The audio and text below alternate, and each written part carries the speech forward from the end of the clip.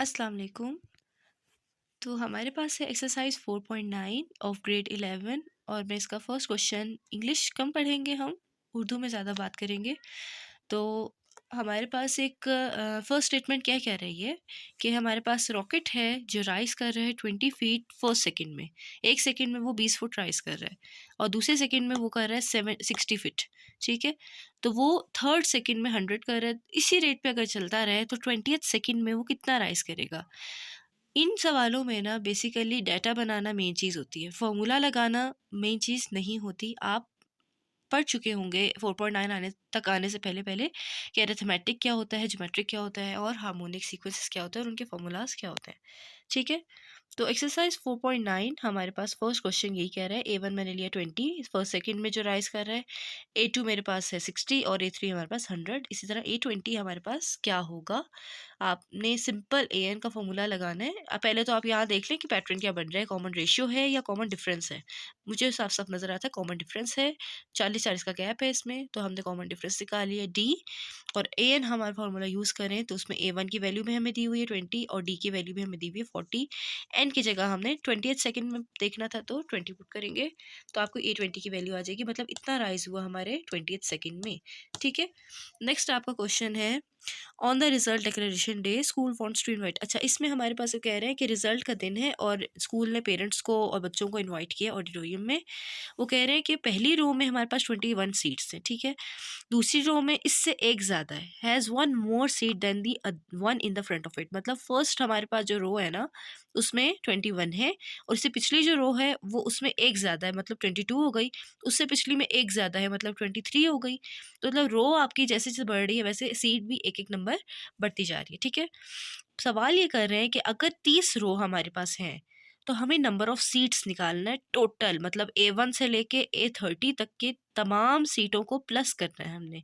तो बेसिकली सवाल में हमने SN निकालना है। ठीक है और वो पूछना चाह रहे हैं कि if they anticipate that 1200 people will come that day. अगर वो पूछ रहे हैं कि अगर हमारे पास 1200 बंदा उस दिन आता है तो क्या उनको वो सीटें जो हम इधर से काउंट करेंगे ना 30 रोज की टोटल सीटें, तो क्या वो उनको बराबर होती हैं या नहीं होती हैं, उनको कम तो नहीं पड़ जाएंगी, हर बंदा को एक सीट मिलेगी या नहीं मिलेगी। ठीक है, तो इधर आइए क्वेश्चन की तरफ ज़रा। मैंने बहुत शॉर्ट्स नोट्स बनाए हैं तो ताकि मेन मेन बस बातें आपको पता चल जाए। आपके पास सेकंड क्वेश्चन में है कि हमारे पास A1 क्या है 21 फर्स्ट रो में है और हर पिछली अगली रो में एक एक सीट का इजाफा होता जा रहा है। ठीक है, मतलब A2 में हमारे पास क्या होगा 22 सीट्स होंगी, A3 में हमारे पास 23 सीट्स होंगी और हमारे पास नंबर ऑफ रोज कितनी है 30 है। तो हमें A30 निकालना होगा कि लास्ट आपके पास सीट में कितने लास्ट रो में हमारे पास कितनी सीटें हैं। ठीक है, SN के दो फार्मूलाज होते हैं, मैं उसका फार्मूला बेसिकली यूज़ करना चाह रही हूँ n/2 first plus last term, इसलिए मैं लास्ट टर्म कैलकुलेट कर रही हूँ। इसका एक और फार्मूला होता है जो आप जानते हैं, SN n/2 2A1 plus n-1d होता है, जो AN की वैल्यू पुट करने से बनता है। आप वो भी यूज़ कर सकते हैं। खैर सवाल की तरफ आते हैं। आपके पास n की जगह हमने क्या पुट करना है 30, क्योंकि हमारे पास 30 रोज़ हैं। तो लास्ट रो हम देख रहे हैं उसमें हमारे पास टोटल सीट्स निकलेंगी फार्मूला यूज़ करते हुए। मैं फार्मूले की ज़्यादा एक्सप्लेनेशन नहीं करूँगी, आपको पता है कैसे इस्तेमाल करते हैं। तो A30 आपके पास 50 आ जाएगा। SN हमारे पास होता है तमाम रोज़ का, मतलब A1 से लेके ना 30 तक की रोज़ का टोटल निकालना है, हमने टोटल सीट्स निकालनी है। तो बेसिकली हमारे पास क्या होगा, आपने A1 से लेकर A30 तक का टोटल निकालना है। ठीक है, तो इन सबको आपको क्या करना पड़ेगा प्लस। तो प्लस करने के लिए SN का फॉर्मूला होता है हमारे पास। तो आपके पास SN में n की जगह 30/2 A1 प्लस AN, A30 हो जाएगा जो लास्ट टर्म है। A1 आपके पास क्या था क्वेश्चन में 21, AN हमारे पास क्या आया था 50, तो इन दोनों को प्लस करेंगे और 50 से मल्टीप्लाई किया 1035 हमारे पास सीट्स हैं। सवाल वो क्या कर रहे थे, वो सवाल कह रहे थे कि हमारे पास अगर 1200 बंदा है तो क्या उनके लिए सीट्स बराबर होंगी या नहीं होंगी, पर हेड आपको एक सीट मिलेगी या नहीं मिलेगी। हमारा आंसर क्या आ रहा है, कितनी सीट्स हैं 1065 सीट्स हैं, है ना। तो हमारे पास ये सीट्स काफ़ी तो नहीं है ना 1200 बंदों के लिए, हमारे पास कम पड़ रही हैं सीट्स, तो हमारे पास the seats will not be available for everyone. चलिए जी क्वेश्चन नंबर 3 हम देखते हैं। इसमें स्टेटमेंट क्या कह रही है कि माजिद हमारे पास एक एम्प्लॉई है जो कि 30 ईयर्स से काम कर रहा था, पहले साल में उसकी तनख्वाह थी 4500 और हर साल में ना उसको 820 रुपीज़ इजाफा हो जाता था उसकी तनख्वाह में, मतलब इंक्रीमेंट लगता है जिसको ना कहते हैं। तो हमारे पास उस 30 इयर्स के बाद उसकी सैलरी टोटल कितनी होगी, ये सवाल किया जा रहा है। ठीक है, पहले साल की सैलरी बता दी गई, इंक्रीमेंट हमें बता दिया गया कितना लग रहा है। ये वो अमाउंट है जो हर साल आपकी पिछली अमाउंट में बढ़ रही है। तो बेसिकली हमारे पास कॉमन डिफरेंस की वैल्यू है। सवाल की तरफ ज़रा आते हैं। तो हमारे पास क्वेश्चन नंबर 3 हमारे पास यहाँ है। हमारे पास A1 क्या है 4500 जो पहले साल की सैलरी है। ठीक है, A2 हमारे पास पहले साल में 820 का इजाफा हो गया। ठीक है, तो हमारे पास कितनी आ गई 5320। A3 हमारे पास इसी तरह से दूसरे साल में 820 का इजाफा हो गया तो 6140 आ जाएगी। एंड सो ऑन उन्होंने कहा 30 ईयर्स तक ये सिलसिला जा रहा है। तो 30th ईयर में हमारे पास तनख्वाह कितनी होगी उसकी, वो निकालने के लिए मैंने, ये हमारे पास वैसे प्रोग्रेशन किस चीज़ की है, अरिथमेटिक की है, जिसमें कॉमन डिफरेंस हमारा क्या है 820। ये वो रकम है जो हर अगली रकम में, मतलब पिछली रकम में प्लस हो तो अगली रकम बन रही है, फिर यही पिछले टर्म में प्लस हो तो नेक्स्ट टर्म बन रही है। ठीक है, तो 30 में हमारे पास ए एन का फॉर्मूला यूज़ करेंगे A1 प्लस n-1d, जिसमें A1 प्लस 29d रह जाएगा अगर 30 पुट करेंगे। उसके अंदर हम वैल्यू पुट करेंगे। A1 की 4500 है, डी की वैल्यू हमारे पास 820 है, मैंने यहाँ लिखी है। ठीक है, तो हमारे पास वो 830 लास्ट ईयर की वैल्यू आ गई। लेकिन उन्होंने हमसे सवाल क्या किया था कि हमारे पास जो कह रहे हैं टोटल सैलरी आफ्टर 30 ईयर्स, मतलब 30 सालों की सैलरी को प्लस करके बताएं कि उसके पास टोटल कितना बनता था। ठीक है, टोटल उसने कितना कमाया 30 सालों में। ठीक है, तो वो ज़रा इधर देखते हैं। तो हम टोटल सैलरी अगर देखनी है तो SN निकालना होगा, जो टोटल निकाल रहे हैं हम 30 सालों का। वो निकालने के लिए n की जगह 30 पुट करेंगे तो वो हमारे पास 30/2। A1 की वैल्यू आपको दी हुई 4500, AN हमने निकाला है 28280, वो हमने वैल्यू पुट की तो 491700 हमारे पास वो टोटल अर्निंग है जो उसने 30 ईयर्स में की है।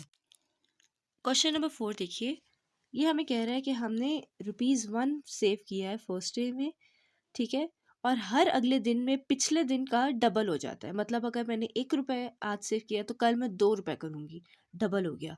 अगर मैं ₹2 आज कर रही हूँ तो कल मैं क्या करूँगी, 2 का डबल ₹4 सेव कर रही हूँ। ठीक है, सवाल ये है, पैटर्न ये है। ठीक है, तो हमारे पास find the amount you should have in the 20th day of your plan. तो आपने 20 दिनों में 20वें दिन, बल्कि 20वें दिन आपके कितने सेव हुए पैसे।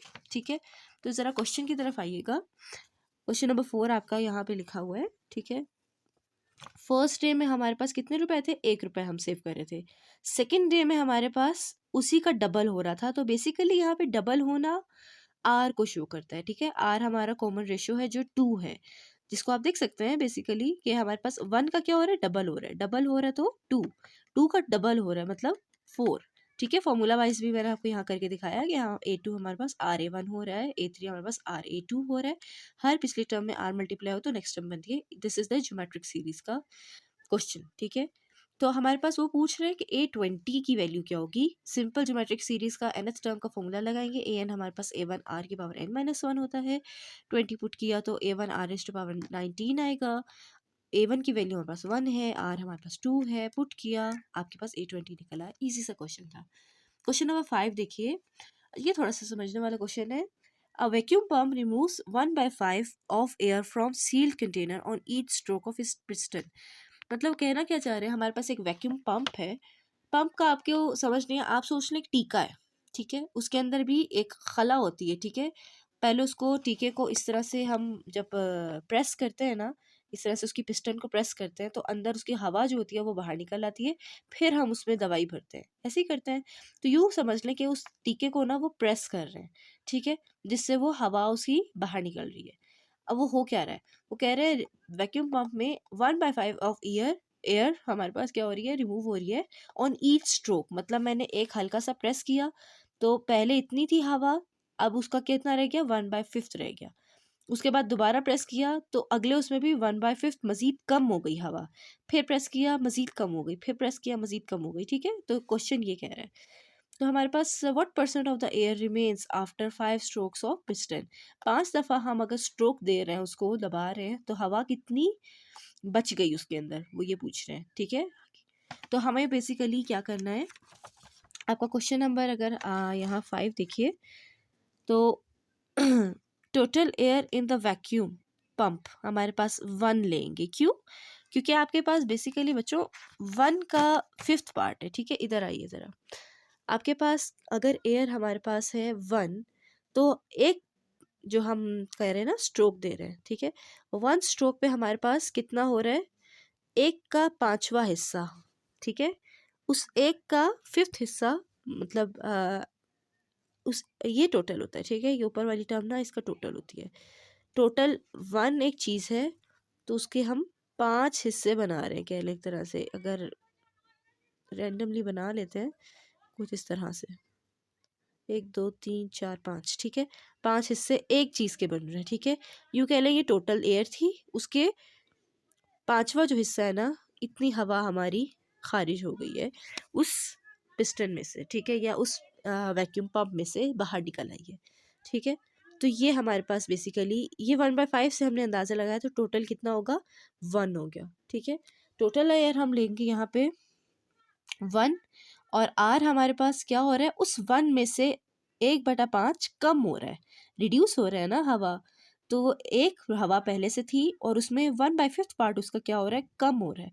कम हो रहा है तो इसमें हमारे पास माइनस करेंगे तो 4/5 आपकी वो जो है वैल्यू हर सक्सेसिव स्ट्रोक पे आ रही है। मतलब जब जब मैं ये स्ट्रोक प्रेस करूँगी, कोई स्ट्रोक दूंगी, तो फिर हमारे पास 1/5 हिस्सा कम हो रहा है ना। तो बेसिकली अब आपकी वैल्यू आर की जो है हर सक्सेसिव स्ट्रोक पे क्या आ रही है?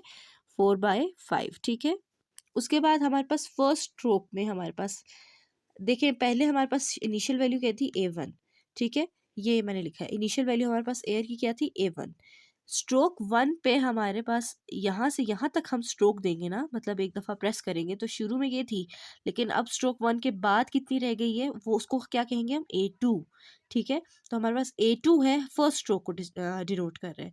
A3 है, सेकंड स्ट्रोक को डिनोट कर रहा है। इसी तरह से हम आगे सवाल को कैरी ऑन करेंगे। समझ आ रही है आपको? मतलब जो भी स्ट्रोक नंबर है, जो टर्म है, उससे एक नंबर इजाफी है, ठीक है। तो हमारे पास फर्स्ट रो में क्या आ रहा है? A2। A2 के लिए हमारे पास फॉर्मूला क्या होता है? A1R, जो कि क्या होता है? 1 इंटू 4/5, जो कि आ जाएगा 4/5। 1 A1 है, R हमारा 4/5 है, ठीक है। सेकेंड स्ट्रोक में इसी तरह फॉर्मूला लगाए तो A3 है, तो A3 के ऊपर फॉर्मूला लगता है A1R², A1 की जगह 1 R² दिस, ठीक है। इसी तरह हमारे पास उन्होंने क्वेश्चन क्या किया था? उन्होंने क्वेश्चन में कहा था कि हमारे पास सॉरी इधर है, what percent of the air remains after 5 strokes. मतलब A5 तक आपने निकालना है, उसके बाद उसकी परसेंटेज निकालनी है। तो बेसिकली हमारे पास इधर देखिए तो हमारा थर्ड स्ट्रोक में कितना आ रहा है? दिस। फोर्थ स्ट्रोक में आएगा, सिमिलर पैटर्न है। फिफ्थ स्ट्रोक में हम A6 निकालेंगे, ठीक है। तो 4/5 की पावर 5 आएगी, जिसको कैलकुलेट करें तो हमारा 0.32768 आता है, ठीक है। और उस फिफ्थ स्ट्रोक में उन्होंने क्या पूछा था हमसे? परसेंटेज क्या होगी, ठीक है। तो परसेंटेज के लिए हमें उसको 100% का इतना हिस्सा रह गया है, सही है। तो 100% टोटल एयर थी, जो वो जो 1 था ना, वो 100% को शो कर रहा था। 100% में से इतना हिस्सा रह गया, तो इसको मल्टीप्लाई करके हमें पता चलेगा कि 32% हमारे पास एयर बाकी है उस वैक्यूम पंप में, ठीक है। आई होप सो आपको थोड़ी समझ आ गई होगी। मतलब ये कह लें कि ये आपके पास 100% था, हमने एक स्ट्रोक दिया, 2 दिया, 3 दिया, 4 दिया, 5 दिया। अब ये जो अमाउंट रह गई है, ये हमारे पास कितना परसेंटेज शो कर रही है? 32.768। क्वेश्चन नंबर 6 देखिए, Aslam borrows 20,000 at 11% interest compounded annually. अच्छा, ये इंटरेस्ट बेसिकली एक्चुअल अमाउंट में ना, जो इजाफी रकम आपको पे बैक करनी पड़ती है ना लोनर को, वो होता है, ठीक है। मतलब अगर आपने मेरे से कर्ज लिया है 20,000, तो मैं आपसे शर्त रखूँ कि हाँ, आप मुझे 20,000 ही वापस नहीं करेंगे, आप हर साल मुझे 11% 20,000 का इजाफी पे करेंगे, ताकि मुझे कोई फ़ायदा हो। इसको बेसिकली एक तरह से थोड़ा सूद के ही मायनों में आता है। तो if he page of the loan in full at the end of 4 years, how much does he पे। इसमें वो कह रहे हैं कि अगर वो अपना लोन पूरा पूरा पे कर देता है 4 साल में, तो उसने टोटल कितना पे किया। कह लेना पहले साल में उसने 11% ज़्यादा दिया, फिर दूसरे साल में दोबारा ज़्यादा दिया, तीसरे साल में ज़्यादा दिया, तो मतलब एक्चुअल तो ये थी, लेकिन चूंकि 11% का इंटरेस्ट लग रहा था, तो टोटल अमाउंट कितनी होगी 4 साल बाद, ठीक है। तो ज़रा क्वेश्चन की तरफ आइए। क्वेश्चन हमारे पास यहाँ पे लिखा हुआ है, अगर कुछ क्लियर हो जाए। असलम बोरो रुपीज़ हमारे पास A1 कितना है 20,000, ठीक है। जो ये याद रखिएगा, जितने भी इंटरेस्ट वाले क्वेश्चन है ना, जिसमें इंटरेस्ट इजाफा हो रहा है, किसी रेट से बढ़ रहा है, किसी रेट से कम हो रहा है, इस तरह के जितने भी अल्फाज हैं ना, उसमें आपने आर निकालना है, जो रेट एक तरह से शो करता है, कॉमन रेशो किसी भी चीज़ का रेट शो करता है, ठीक है। तो आर जब आप निकालेंगे तो ये 1+11% हो गया। तो हमारे पास ये 1 आपका पर ईयर में मतलब 11% का इजाफा हो रहा है, ठीक है। इजाफे को वो प्लस से शो करते हैं हम। तो ये जब आप निकालेंगे तो आर आपका निकलेगा 111/100, ठीक है। तो A2 आपके पास क्या आ जाएगा, A1 आर, जो कि होगा A1 आपका इनिशियल अमाउंट, आर आपका ये वाली वैल्यू जो हमने निकाली, तो ये हमारा A2 होगा, जो हमें अभी मालूम करने की ज़रूरत नहीं है। पहले साल में मतलब A1 से A2, फिर से वही बात, जाते हुए हमारा ड्यूरेशन कितना है, 1 ईयर का। 1 ईयर ड्यूरेशन के लिए जो टर्म आएगी वो क्या होगी, 1 ईयर के लिए A2, 2 ईयर के लिए A3, 3 ईयर के लिए A4, ठीक है।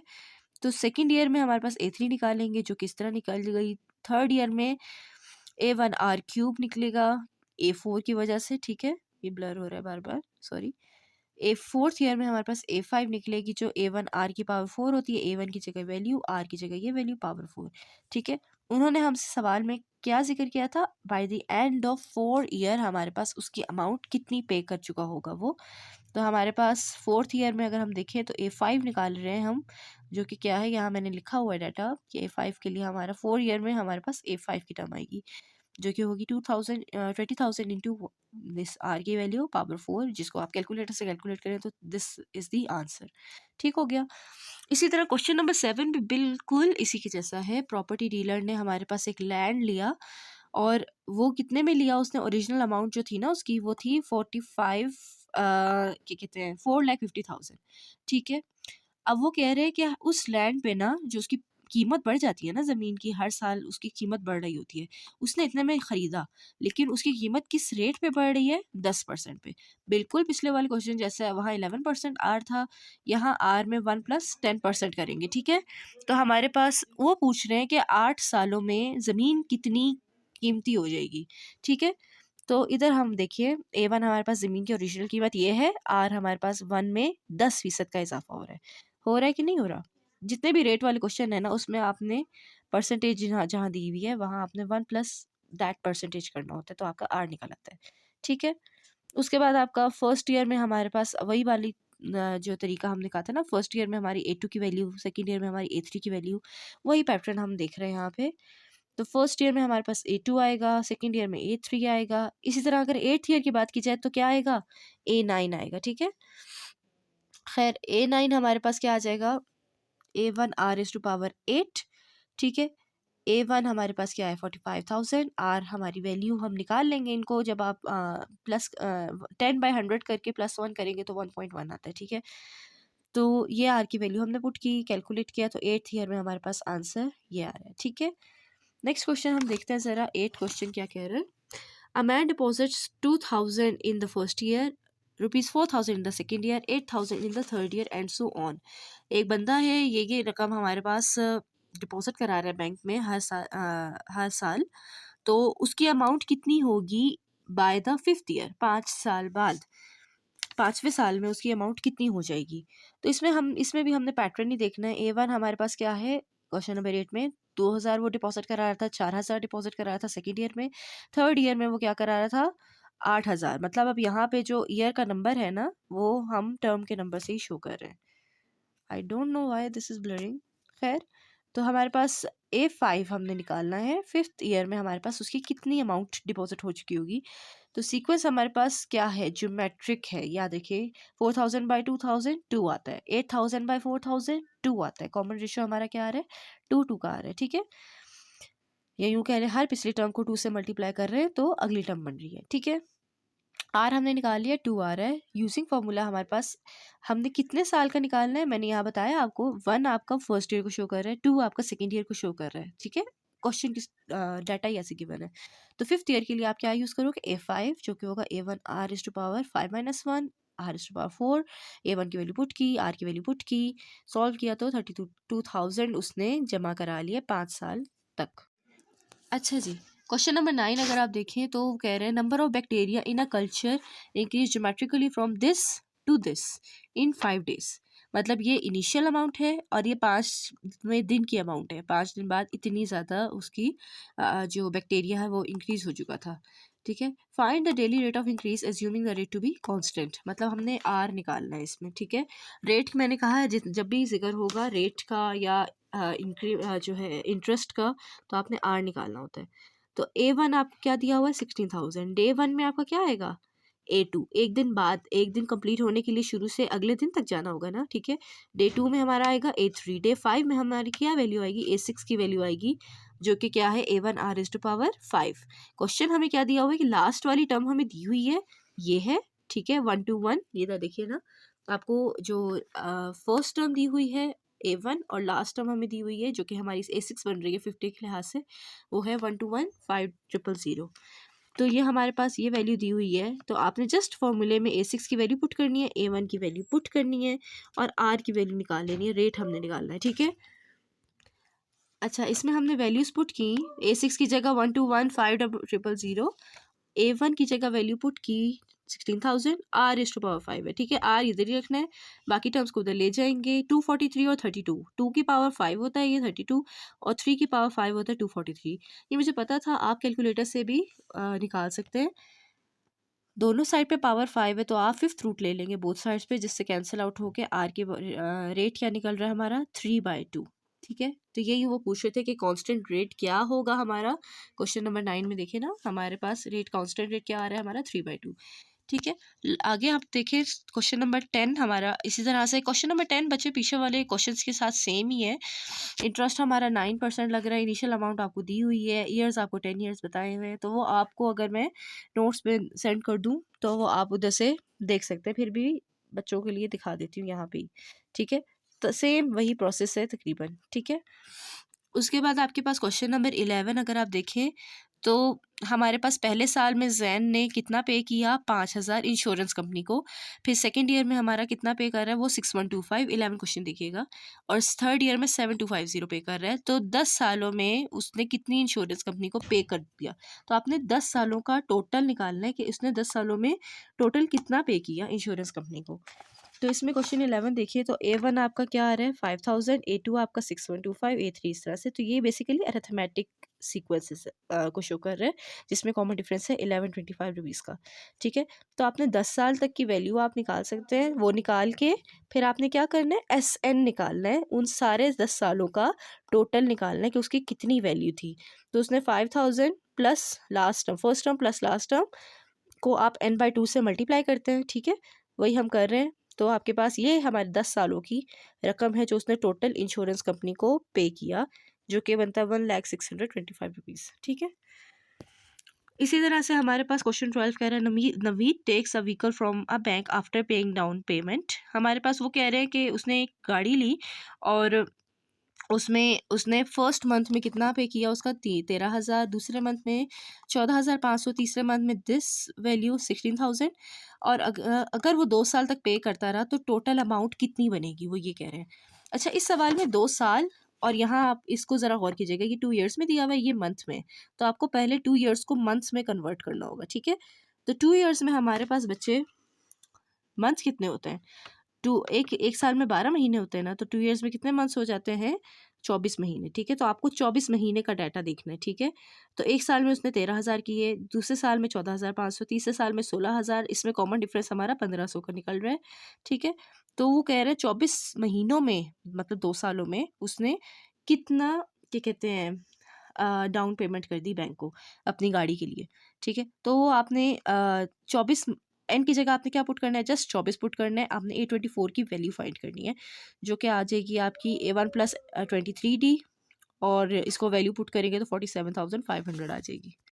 इसी तरह आप लोगों को क्वेश्चन नंबर 13 की स्टेटमेंट बता देती हूँ। A man borrows a loan of तकरीबन कह लें 10 lakh of leasing car and agrees to repay with total 20 installment. एक बंदे ने 10 लाख की गाड़ी ली और उसको 20 इंस्टॉलमेंट्स पे पे करने का उसने एग्रीमेंट किया। तो each installment is less than the preceding by 2,000, मतलब हर अगली इंस्टॉलमेंट में 2,000 कम हो जाता है, ठीक है।